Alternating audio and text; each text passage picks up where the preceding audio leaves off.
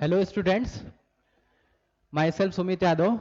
I am from the NIT Allahabad and I am going to take your physical chemistry classes. Today we are going to start a new chapter of 11, that is atomic structure. So you have already finished mole concept and there you have discussed a lot about how mole conversion, like the number of electrons, proton, as well as number of molecules, number of atoms in a given compound, you can calculate from there. Today we are going to start atomic, which is you have already studied in the 9th and 10th as well. So we will start with the basics. First, we will discuss about how this theory, this atomic structure chapter, we will mainly discuss about the atom and how this atom formation and different theory start to take place. How atoms are formed and how electron, proton, and neutrons are mainly present in the atom.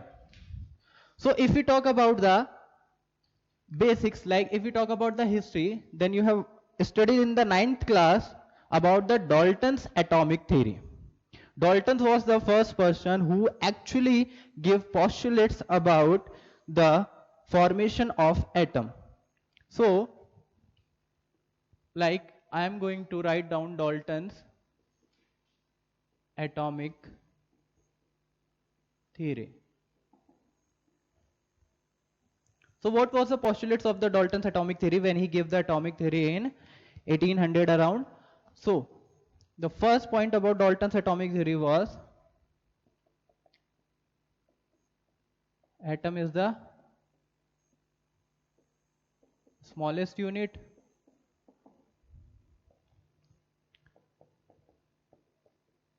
It can be neither created nor destroyed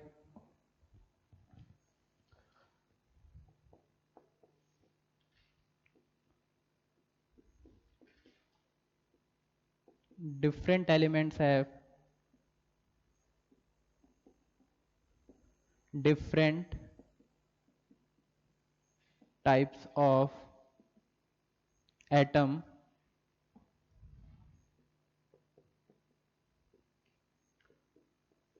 with respect to their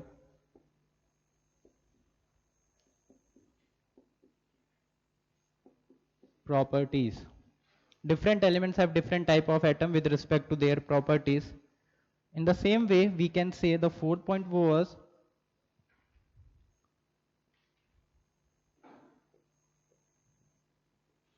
same type of elements have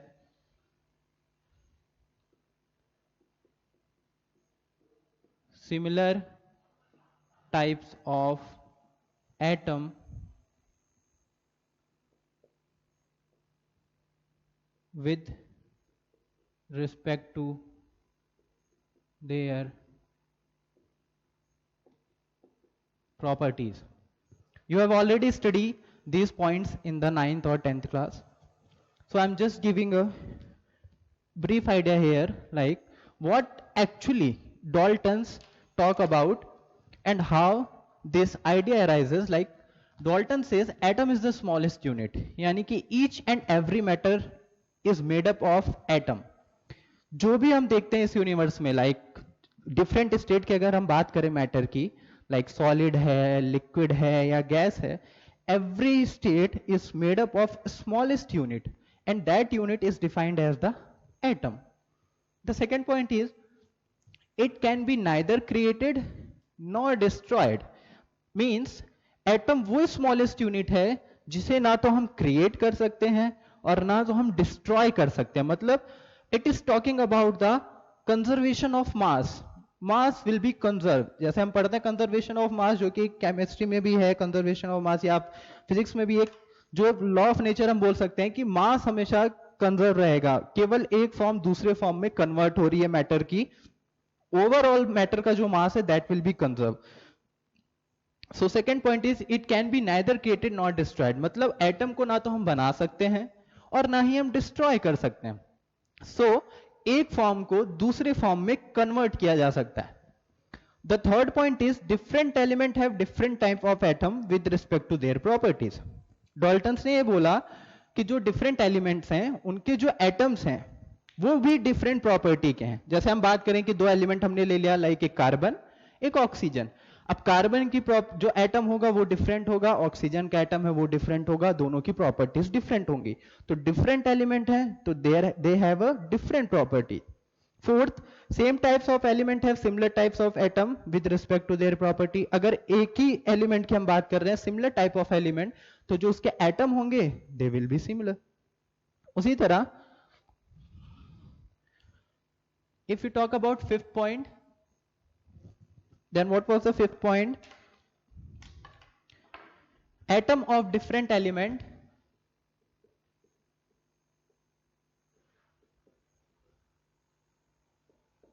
atom of different element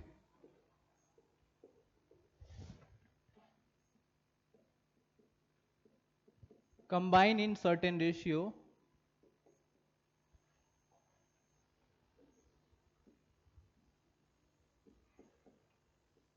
to form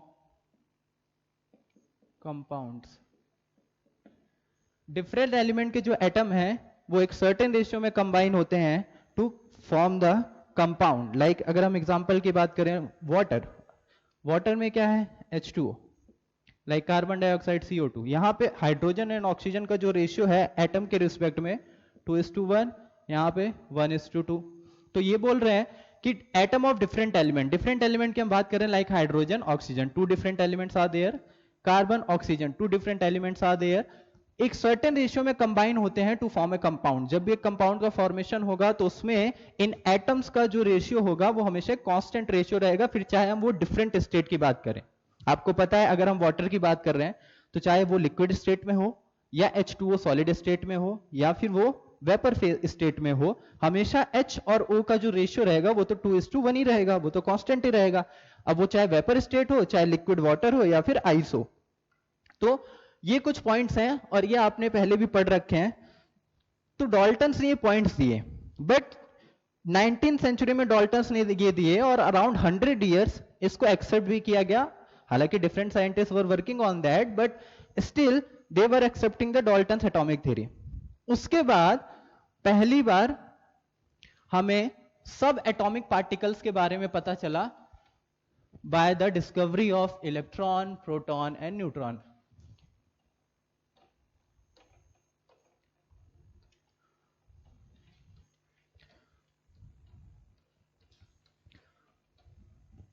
अभी तक हम बात कर रहे थे कि atom क्या है जिसको डिवाइड नहीं किया जाता है, it is the smallest unit. But further in 19th century के बाद जब हम 20th सेंचुरी में इंटर करते हैं तो some scientist found out that कि atom is not the smallest unit, वो कुछ स्मॉल और पार्टिकल से मिलकर बना हुआ है और उन पार्टिकल्स को हमने डिफरेंट डिस्कवरी से फाइंड आउट किया और फिर उसको डिफरेंट डिफरेंट नेम्स दिए गए. ठीक है. अब उसमें जैसे हम बेसिक अगर इलेक्ट्रॉन, प्रोटॉन, न्यूट्रॉन की बात करें, इलेक्ट्रॉन, प्रोटॉन, न्यूट्रॉन, ये आपको पता ही है कि एटम जो है इलेक्ट्रॉन, प्रोटॉन, न्यूट्रॉन से मिलकर बना हुआ है. बट हम अभी डॉल्टन्स एटॉमिक थ्योरी की बात कर रहे थे क्योंकि वो जो थी वो फर्स्ट थ्योरी थी जो कि डॉल्टन्स ने दी थी अबाउट एटम. लेकिन after the discovery of electron, proton, neutron, तो हम इनके बारे में थोड़ा सा डिस्कशन करेंगे, how electron and proton were discover and those experiments like cathode rays and anode rays. ठीक है. बट उससे पहले वो इंपॉर्टेंट क्या है, वो थियोरेटिकल पार्ट है डिस्कवरी का, उसमें कुछ प्रॉपर्टीज हैं जो हमें इंपॉर्टेंट है तो हमको वो डिस्कशन करना है. तो हम पूरा थियोरेटिकल पार्ट डिस्कस ना करके उन प्रॉपर्टीज के बारे में डिस्कस करेंगे. बट उससे पहले मैं आपको ये एक टेबल इलेक्ट्रॉन, प्रोटॉन, न्यूट्रॉन की दे रहा हूं. हालांकि आपको पता है बट स्टिल अगर आप इसको याद रखते हैं तो ज्यादा बेटर है.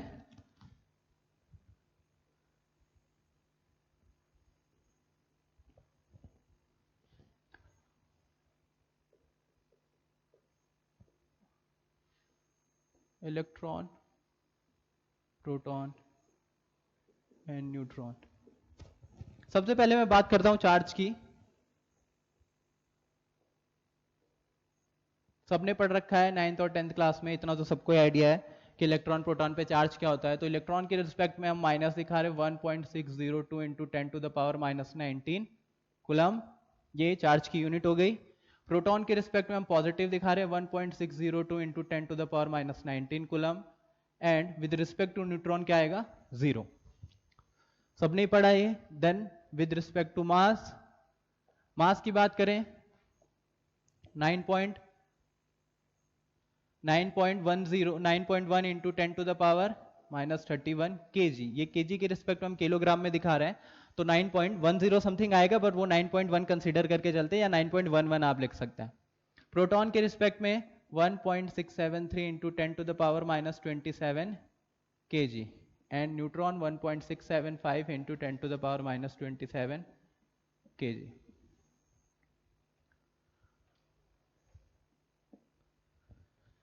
देन ये केजी में हमने दिखाया है।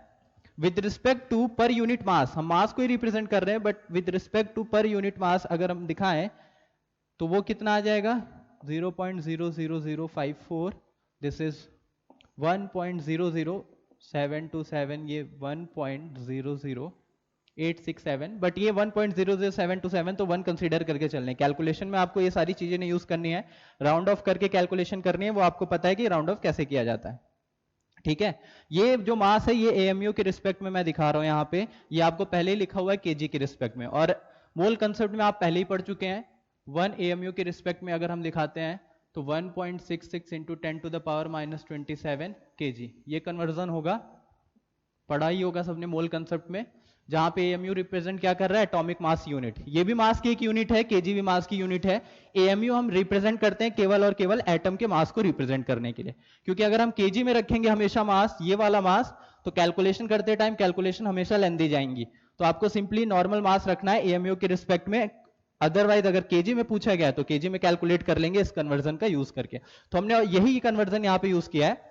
आप इस केजी को इस एएमयू में कन्वर्ट करेंगे तो ये आएगा। अब यहां से आप देख सकते हैं ये 1.66 into 10 to the power minus 27 है, ये 1.673, 1.675, तो ऑलमोस्ट इक्वली हो रहा है सब। तो जो यहाँ पे इसके इक्वल आता है 1.00727, 1.00867। तो कैलकुलेशन करते टाइम आप इसको 1 एएमयू के रिस्पेक्ट में रख सकते हैं, ठीक है। अगर किसी ने नहीं पढ़ा है तो वो नोट कर लीजिएगा, उस यूनिट का कन्वर्जन है वो एएमयू का केजी में। देन अगर हम यहां पे मास की बात कर ली हमने, चार्ज की बात कर ली। अच्छा, ये तो एब्सोल्यूट चार्ज है, जो इलेक्ट्रॉन और प्रोटॉन पे एब्सोल्यूट चार्ज की वैल्यू है। अगर हम यहां पे कंपैरिजन करके निकालें, यानी रिलेटिव चार्ज की बात करें, तो रिलेटिव चार्ज क्या दिखाया जाएगा, this will be -1, this will be +1, and this will be 0। देख ही सकते हैं, दिस इज -1.602, दोनों का मैग्नीट्यूड इक्वल है, बस दोनों का क्या है, साइन अपोजिट है। तो अगर रिलेटिव चार्ज के रिस्पेक्ट में एक दूसरे के रिलेटिव में निकालेंगे तो this will be -1, this will be +1, and neutron will be 0। AMU में मास का कन्वर्जन, ये मास चार्ज, तो ये चीजें आपने पढ़ रखी है। एक बार मैंने आपको टेबल दे दी ताकि आपको ये याद रखना है।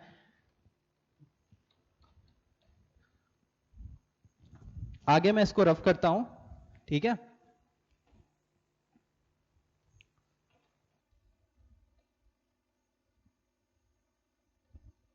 तो इलेक्ट्रॉन के चार्ज एंड मास की वैल्यूज याद रखिए,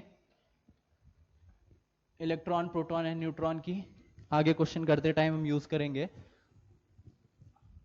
अब ये वैल्यूज मैंने ये टेबल आपको यहाँ पे क्यों बताई, ये इसलिए बताई क्योंकि आपने पहले से पढ़ रखा है, और तो हमें क्या है, एक बार अगर जिसको नहीं भी याद है अगर वो रिवाइज कर लेगा तो उसको याद हो जाएगा। तो बार बार आगे की डिस्कशंस में हमको बार बार ये लिखना नहीं पड़ेगा कि what is the mass of electron, proton and neutron. कुछ जगह पे कंपैरिजन आएंगे, वो सब हम आसानी से देख सकते हैं, ठीक है। लाइक अल्फा पार्टिकल का हम डिस्कशन करेंगे या कुछ, तो कई लोगों को कंफ्यूजन हो जाता है वहां पे उसके रिस्पेक्ट में। सो डाल्टन्स एटॉमिक थ्योरी में डाल्टन्स ने जो atomic theory they the, but उसके बाद जब इलेक्ट्रॉन की डिस्कवरी की बात आई, तो जे जे थॉमसन ने इलेक्ट्रॉन की डिस्कवरी की 19th सेंचुरी। उन्होंने सबसे पहले बताया कि atom is not the smallest unit, atom जो है वो और छोटे छोटे पार्टिकल से मिलकर बना हुआ है, जिसमें इलेक्ट्रॉन, प्रोटॉन, न्यूट्रॉन आता है। तो जो इलेक्ट्रॉन की डिस्कवरी है उसको हम बोलते हैं cathode ray experiment.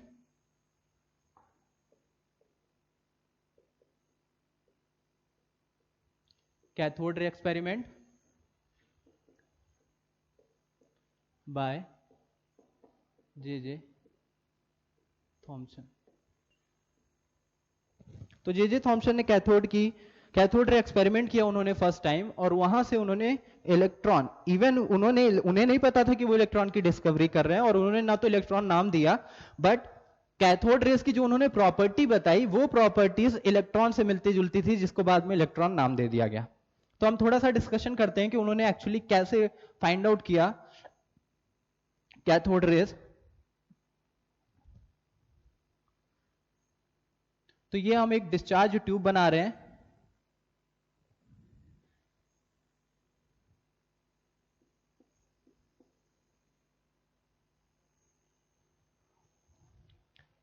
This is the negative terminal, this is positive, this will be anode and it will be cathode.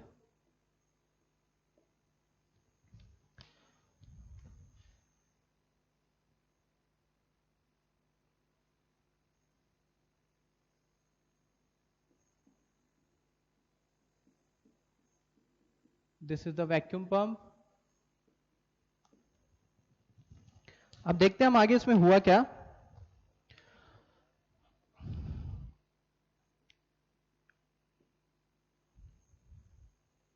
देखिए आगे, ये एक डिस्चार्ज ट्यूब है, इसको हमने बैटरी से कनेक्ट किया है, और बैटरी से बहुत हाई पोटेंशियल अप्लाई कर रहे हैं, अराउंड 10,000 वोल्टेज का हम पोटेंशियल यहां से अप्लाई कर रहे हैं, और साथ में वैक्यूम पंप हमने इसमें लगा रखा है, इसको हम बोलते हैं डिस्चार्ज ट्यूब।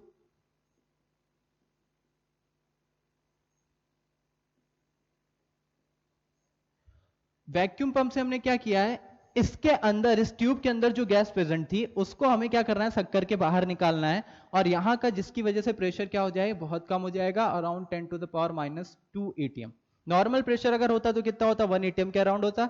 अब यहां पे हमने क्या किया, प्रेशर कम कर रहे हैं। प्रेशर कम करने के लिए हमने क्या किया है, गैस को सक करके बाहर निकाला, तो प्रेशर क्या हो जाएगा, डिक्रीज कर जाएगा।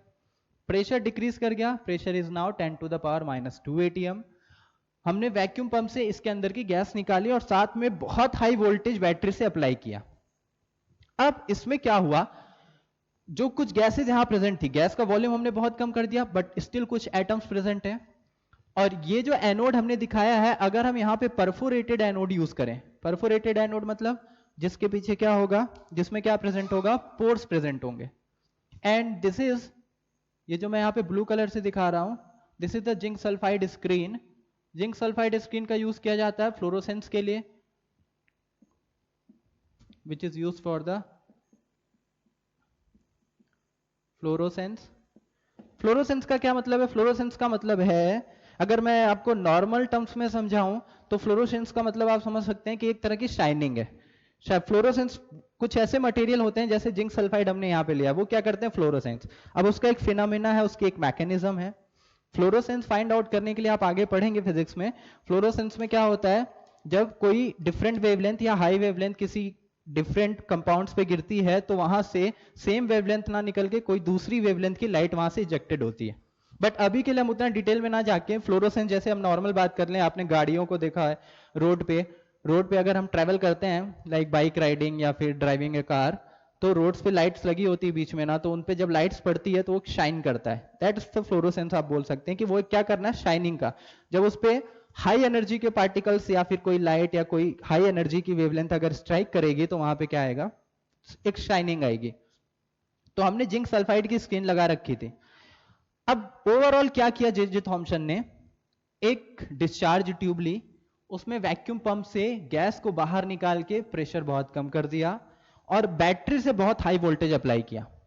When very high voltage is applied from the battery, then what he observed, क्या ऑब्जर्वेशन था, ऑब्जर्वेशन ये था कि जो जिंक सल्फाइड की स्क्रीन लगी है, ये शाइन कर रही थी। Now this zinc sulphide screen is shining. अब वो शाइन कर रही थी, इसका मतलब वहां पे कोई बहुत हाई एनर्जी की जो रेज हैं वो आके स्ट्राइक कर रही हैं, पार्टिकल्स आके स्ट्राइक कर रहे हैं, जिसकी वजह से वहां पे शाइनिंग आ रही है। तो उन्होंने अपनी ऑब्जर्वेशन के बेस पे बोला कि जो कैथोड है, यहां से कोई रेज निकल रही है और वो जाके एनोड पे स्ट्राइक कर रही है। एनोड पे स्ट्राइक करती है, एनोड अगर हमने परफोरेटेड एनोड ले रखा है, मतलब इसमें पोर्स है, तो क्या होगा, सीधा निकल जाएगा इसको क्रॉस करके, और फिर ये जाके जिंक सल्फाइड की स्क्रीन पे स्ट्राइक करेगा। क्योंकि हमने बैटरी से बहुत हाई वोल्टेज अप्लाई किया है, तो जो इलेक्ट्रॉन्स यहां से निकलेंगे या जो रेज निकलेंगे बहुत हाई एनर्जी की निकलेंगी जो यहां पे जाके स्ट्राइक करेंगे। तो इस रेज को उन्होंने नाम दे दिया कैथोड रेज। इसको उन्होंने बोला cathode rays.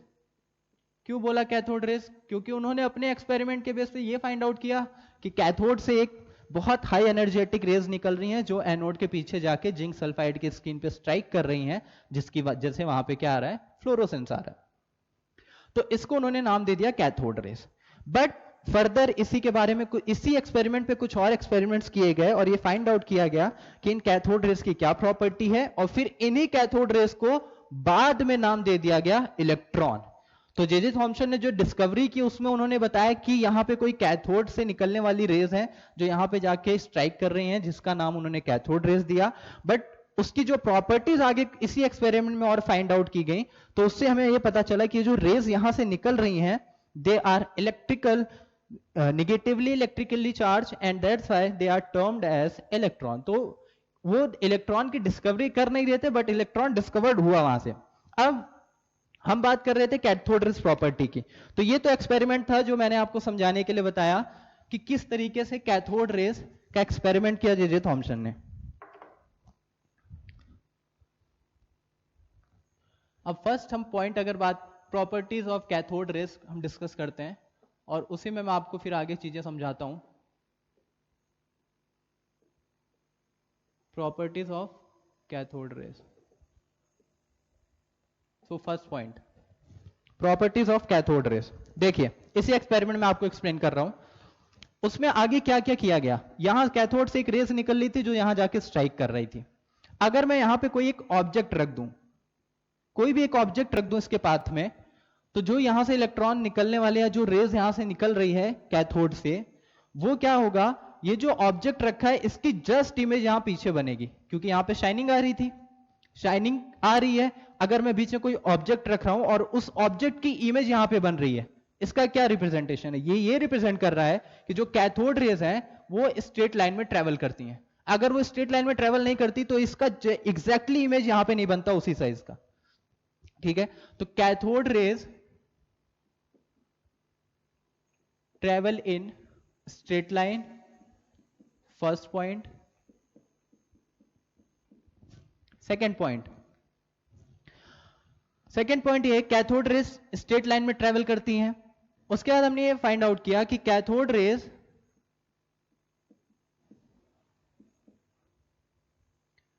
Got deflected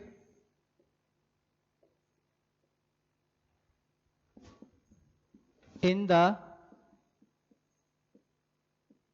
presence of electric field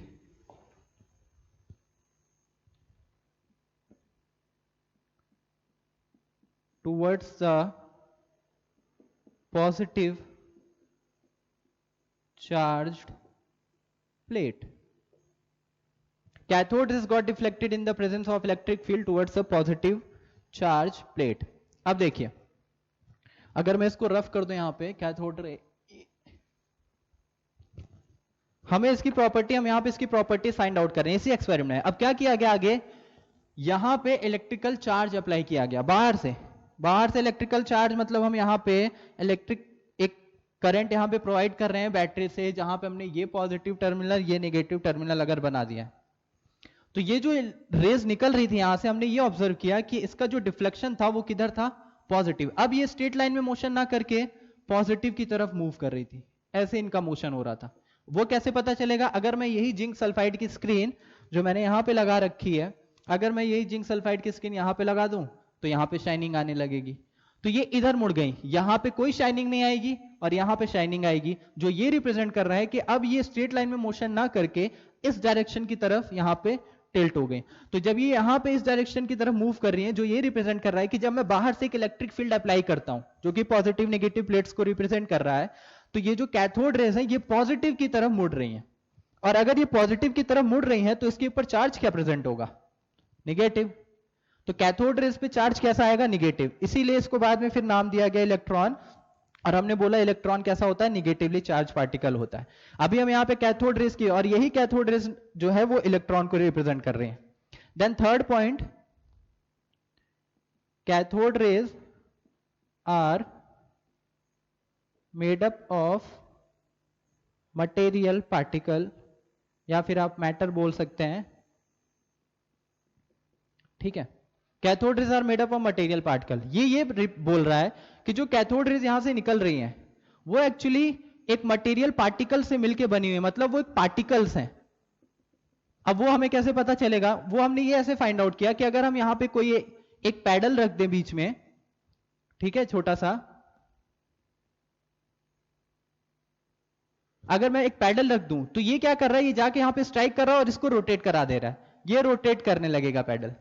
जब ये बहुत हाई एनर्जेटिक कैथोड रेज यहां से जाके इस पे स्ट्राइक कर रही हैं तो ये रोटेट करने लगेगा, जो ये रिप्रेजेंट कर रहा है कि cathode rays are made of material particle, मतलब ये छोटे छोटे पार्टिकल से मिलकर बनी हुई हैं, और जब ये जाके इस पे पार्टिकल स्ट्राइक करेंगे तो इसको रोटेट कराने लगेंगे। So that is the third point, they are made up of material particle.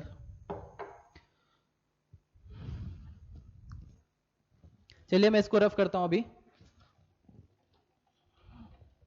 Then we will discuss about the fourth point, and the fourth point is similar like an electric field. If magnetic field is applied in the perpendicular direction, then what will happen? Cathode rays in the presence of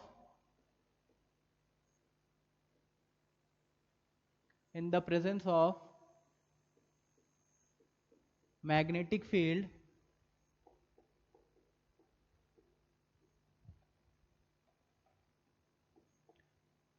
behave like negative charged particles. जैसे similarly हमने यहाँ पे बात की कि cathode has got deflected in the presence of electric field towards the positive charge plate, similarly cathode is in the presence of magnetic field behave like a negative charge particles. तो उसी तरह magnetic field भी जब apply की जाती है perpendicular direction में तो इनका बिहेवियर कैसा रहता है, इनका बिहेवियर इस तरीके का रहता है कि इन पे नेगेटिव चार्ज प्रेजेंट है, ठीक है। Then fifth point very important, मैंने आपको पहले ही बोला था कि मैं आपको वो डिस्कवरी जो मैंने आपको बताई उसका थ्योरेटिकल पार्ट आपको लिखवाने वाला नहीं हूं, क्योंकि वो आपके सिलेबस में है, बुक में आप पढ़ सकते हैं, बट उसका क्वेश्चन नहीं पूछा जाएगा कि किस तरीके से कैथोड रे एक्सपेरिमेंट हुआ, क्या कितना वोल्टेज या क्या कैसे था, ठीक है। तो उसके क्वेश्चन आपके जेई नीट में नहीं आने वाले। हम मेनली बात कर रहे थे इन प्रॉपर्टीज की, जिसमें हम बात कर रहे हैं ये like fifth property is very important, जहां पे आपको क्वेश्चन देखने को मिलेंगे जब आप सॉल्व करेंगे बुकलेट या फिर जो भी आप मटेरियल सॉल्व करेंगे। Then E by M of cathode rays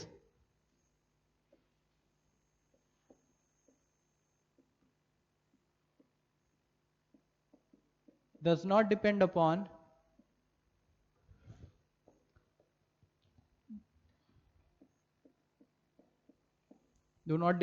the gas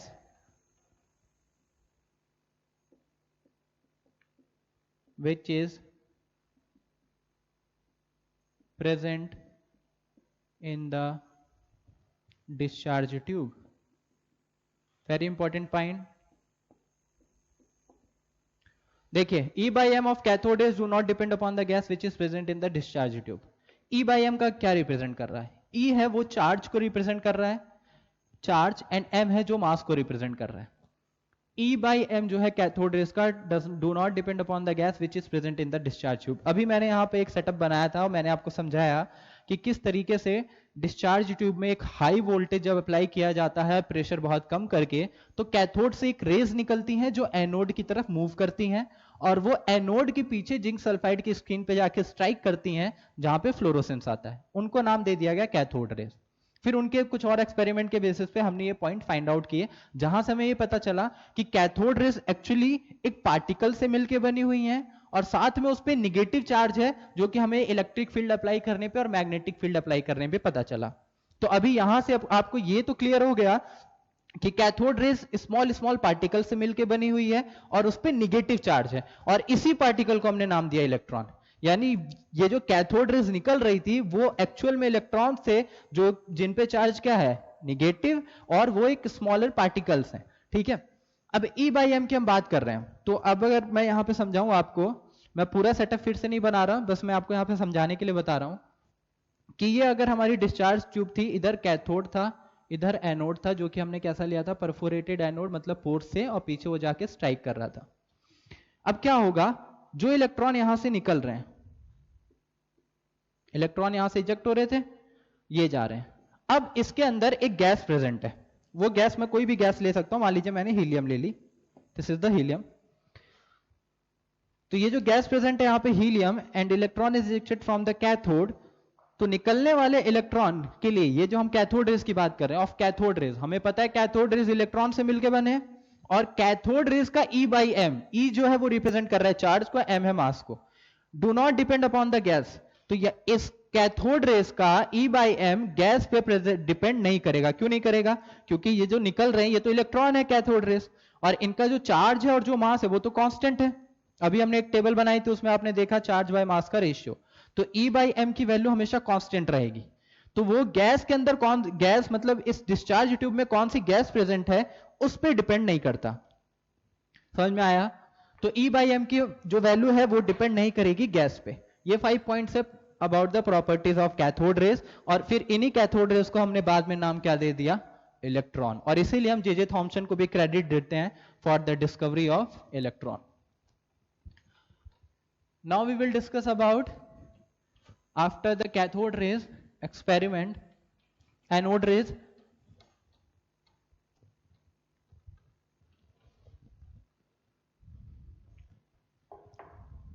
Anode ray experiment.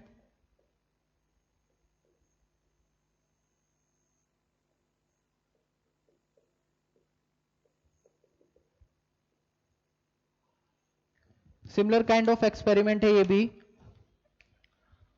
जैसा अभी हमने बनाया था वहां पे।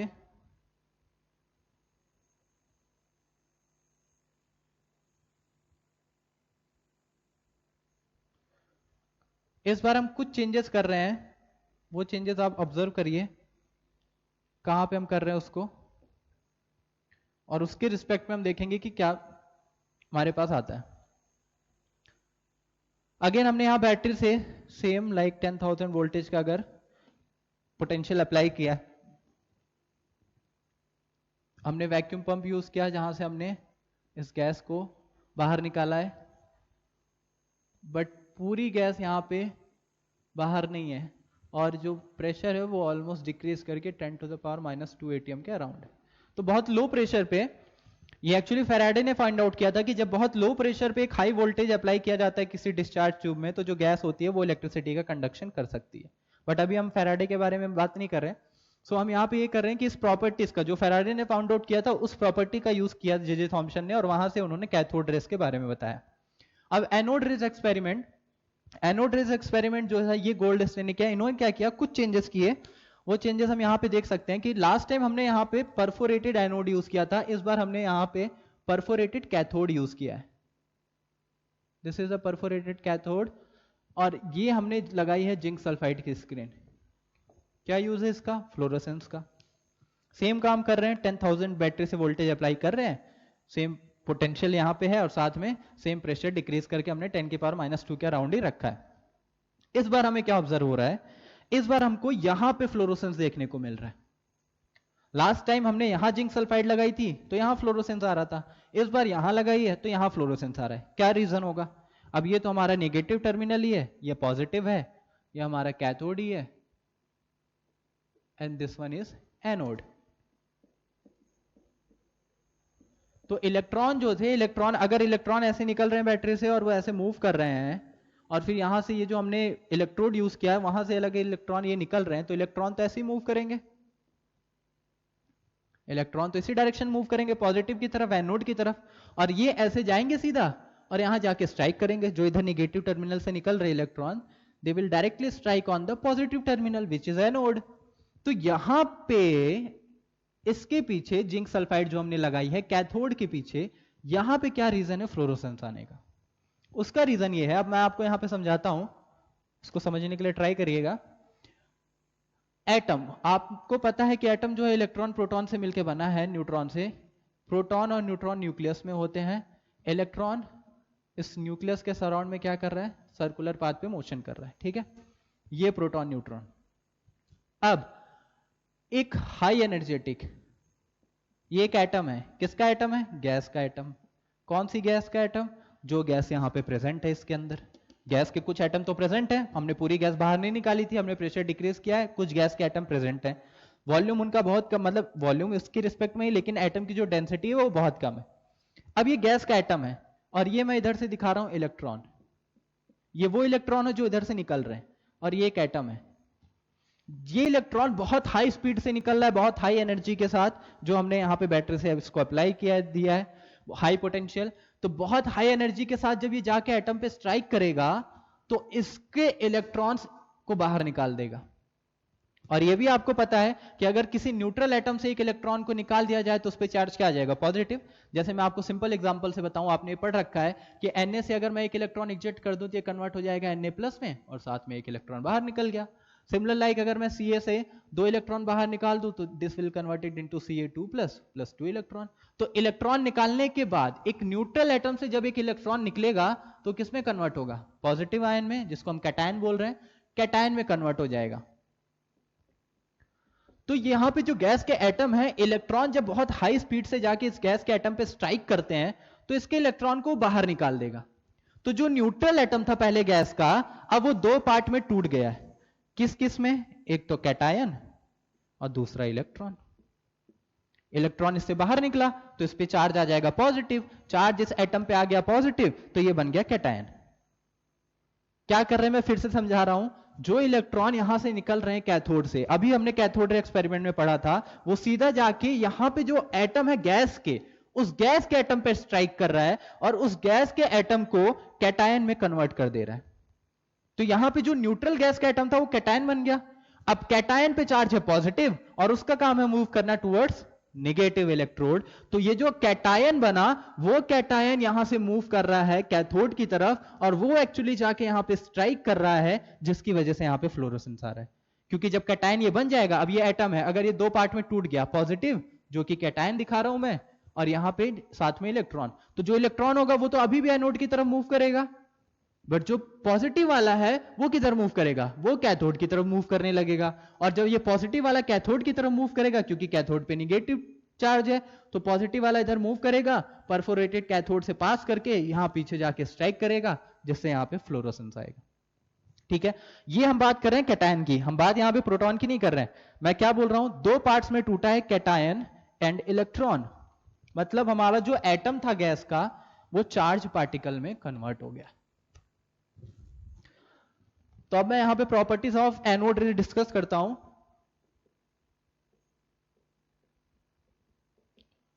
Properties of anode rays. चलिए फर्स्ट पॉइंट, सिमिलर जैसा हमने कैथोड रे डिस्कवरी में बात की थी, सेम तरह की चीजें होंगी। स्ट्रेट लाइन मोशन होगा, तो anode rays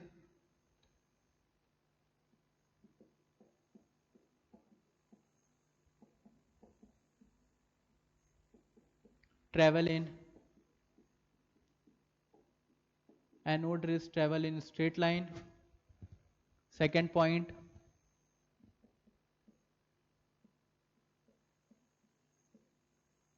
they got deflected towards negative plate in the presence of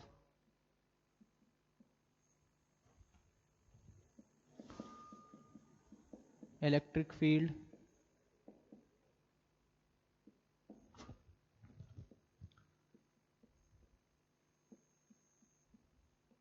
they are made up of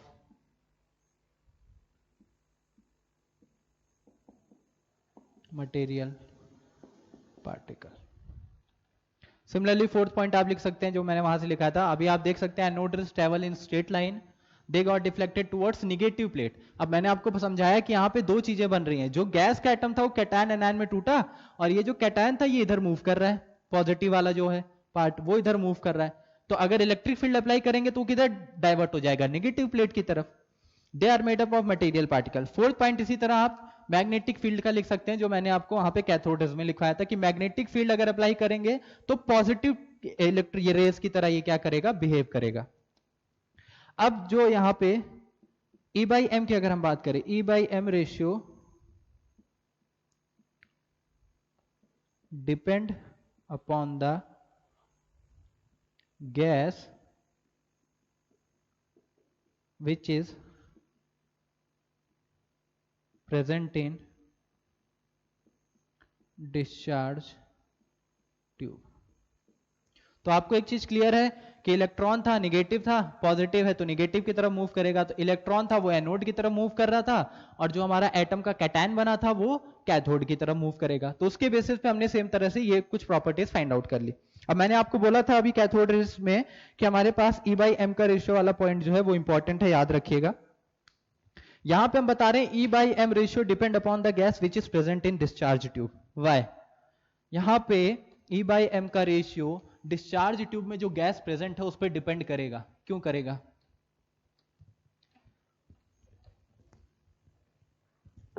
तो देखिए इधर मैं आपको ये दिखा रहा था कि इलेक्ट्रॉन इधर इजेक्टेड हो रहे थे, यहां से निकल रहे थे, और ये गैस का एटम था, ये इसका न्यूक्लियस था, ये गया इस पे स्ट्राइक किया, हाई एनर्जेटिक इलेक्ट्रॉन है तो इसके इलेक्ट्रॉन को बाहर निकाल दिया। ये एक न्यूट्रल एटम था, जब इसके इलेक्ट्रॉन निकल गए तो एक इलेक्ट्रॉन में कन्वर्ट हुआ और साथ में पॉजिटिव आयन बन गया, क्योंकि इससे इलेक्ट्रॉन निकलेगा तो इस पे चार्ज आ जाएगा पॉजिटिव। उसके बाद इधर हमारे पास ये कैथोड था जो हमने बैटरी से कनेक्ट किया था, और इधर हमारा एनोड था। तो ये एनोड की तरफ कौन मूव करेगा? ये अगर एनोड है जो कि पॉजिटिव टर्मिनल था, याद है आपको, मैं पूरा डायग्राम नहीं बना रहा हूं फिर से, ठीक है? आपने डायग्राम बनाया ही है, वीडियो पॉज करिए, अगर किसी को प्रॉब्लम है देखिए उसको। ये हमारा निगेटिव था, ये पॉजिटिव था, तो हम ये दिखा रहे थे कि इलेक्ट्रॉन जो निगेटिव है वो पॉजिटिव की तरफ मूव करेगा, क्योंकि ये हमारा एनोड था पॉजिटिव, और जो पॉजिटिव कैटायन बना था वो इधर मूव कर रहा था। तो जो पॉजिटिव कैटायन था वो किसका था? गैस का था, ये मैंने आपको बताया, गैस का कैटायन था, और वो मूव कर रहा था कैथोड की तरफ। तो अगर मैंने इस डिस्चार्ज ट्यूब में एक गैस ली है, और वो गैस ली है मैंने, मान लीजिए हीलियम, हीलियम ली है, तो हीलियम से अगर वो टूट जाएगा, हीलियम अगर इलेक्ट्रॉन निकल गया तो He प्लस बन गया, साथ में इलेक्ट्रॉन निकल गया। ऐसा कर सकते हैं, अगर एक इलेक्ट्रॉन निकला तो जो He प्लस बनेगा वो इधर मूव करेगा। फिर दूसरी बार मैंने इसमें कोई दूसरी गैस ले ली, हाइड्रोजन ले सकते हैं, नियॉन ले लिया मैंने, मान लीजिए कोई भी गैस ले सकते हैं, उसका कैटायन बनेगा और इलेक्ट्रॉन होगा। तो ये जो पॉजिटिव कैटायन बन रहा है, मान लीजिए एक इलेक्ट्रॉन निकला, Ne प्लस हमने बनाया, तो ये इधर मूव कर रहा है और ये इधर मूव कर रहा है। अब इसके लिए E बाई एम का रेशियो और इसके लिए E बाई एम का रेशियो दोनों तो डिफरेंट ही होगा ना। अगर चार्ज की बात करें, मान लीजिए चार्ज दोनों पे एक एक पॉजिटिव है, E सेम हो गया, लेकिन मास दोनों का डिफरेंट कर जाएगा, हीलियम का मास अलग होगा, नियॉन का मास अलग होगा। तो जो गैस हमने डिस्चार्ज ट्यूब में ली है उसका मास, अगर हम गैस चेंज करते जाएंगे तो मास वेरी करेगा, और अगर मास वेरी करेगा तो E बाई एम की वैल्यू चेंज होगी। समझ में आ रहा है? अब ये बोल सकते हैं कि कुछ केसेस में E भी चेंज हो सकता है। कौन सा केस होगा वो जहां पे E चेंज होगा? हाँ, तो E कब चेंज होगा? अब E के लिए भी अगर आपको पता हो,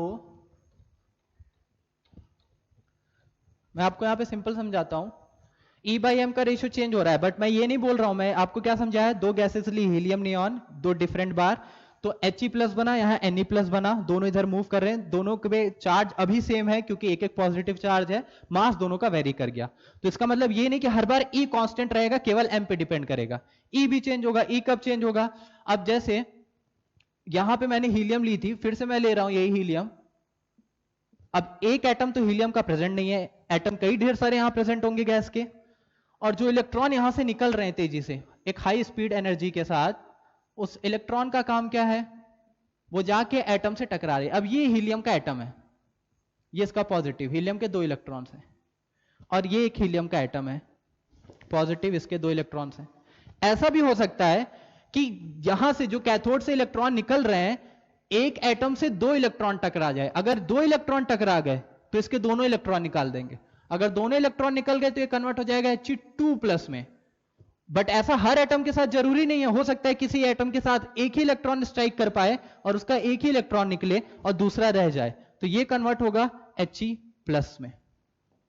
मतलब ये पॉसिबिलिटी है, क्योंकि एक एटम प्रेजेंट नहीं है यहां पे गैस का, कई ढेर सारे एटम हैं और इलेक्ट्रॉन आके स्ट्राइक कर रहे हैं, तो ये पॉसिबिलिटी है कि हो सकता है हीलियम के दोनों इलेक्ट्रॉन निकल जाए या फिर केवल एक इलेक्ट्रॉन निकले।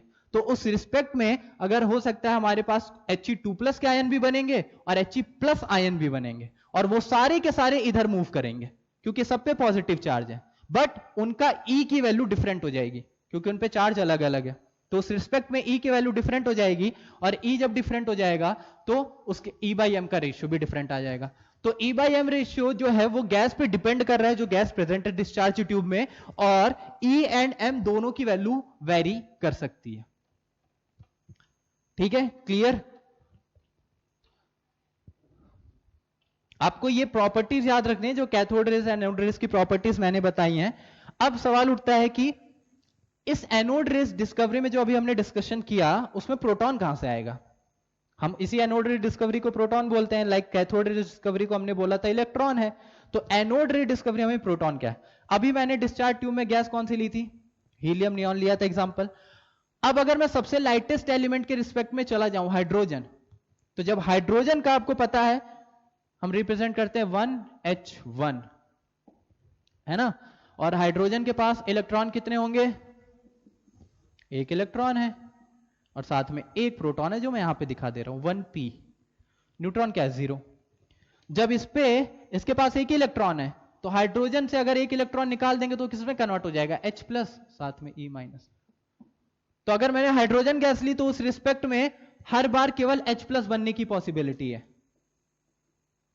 क्योंकि 2+ तो ये बना ही नहीं सकता और कोई आयन बना नहीं सकता कैटायन। H+ बनेगा, एक ही इलेक्ट्रॉन है, और वही इलेक्ट्रॉन निकलेगा जब इलेक्ट्रॉन आके, जो कैथोड से निकलने वाले इलेक्ट्रॉन है, जब एटम पे आके स्ट्राइक करेंगे तो एक इलेक्ट्रॉन निकलेगा और वो H+ में कन्वर्ट हो जाएगा। तो with respect to lightest element, अगर हमने सबसे लाइट गैस जो कि हाइड्रोजन है वो अगर हमने डिस्चार्ज ट्यूब में ली, तो उस रिस्पेक्ट में जो कैटायन मूव करते हैं टुवर्ड्स द कैथोड, वो उसको हम बोलेंगे क्या? प्रोटॉन। तो if hydrogen gas is taken into discharge tube, then H+ ion will move towards the cathode, और इसी में आगे लिख दे रहा हूं मैं, E/m value will be maximum for hydrogen which is the lightest element। E/m की वैल्यू मैक्सिमम क्यों होगी? क्योंकि हाइड्रोजन के रिस्पेक्ट में मास सबसे कम होगा, मास सबसे कम होगा, E/m की वैल्यू मैक्सिमम हो जाएगी। तो ये पॉइंट हो गया, और इस फिर H+ को हम यहाँ पे प्रोटॉन बोलते हैं, जो लाइटेस्ट एलिमेंट के रिस्पेक्ट में आएगा। कोई दूसरी गैस ली तो वहां पे उसके आयन बनेंगे। ठीक है, तो ये रहा कैथोड रेज एनोड रेज का एक्सपेरिमेंट। एक बार जो मैंने डायग्राम बनाया वो आप देखिए, उसको पढ़िए, जो प्रॉपर्टीज लिखवाई हैं वो पढ़िए। ठीक है, इसके आगे फिर हम इलेक्ट्रॉन एंड प्रोटॉन की डिस्कवरी के बाद देन आगे न्यूट्रॉन, एंड देन फिर एटॉमिक मॉडल स्टार्ट करेंगे, जो कि हमारा Thomson as well as Rutherford atomic model. Okay, thank you. We will start from the next class like DPPs and all, because this is the first class and we have only discussed about the theoretical part. So from the next class I hope so we will start the DPP. Thank you guys.